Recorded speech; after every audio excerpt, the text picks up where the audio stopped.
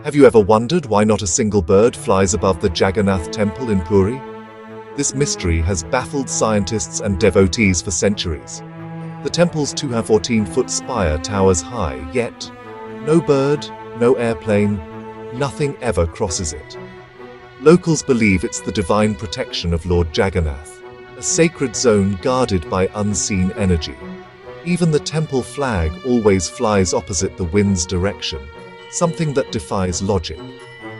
Pilgrims say this is proof that the temple's airspace is blessed and restricted by divine force.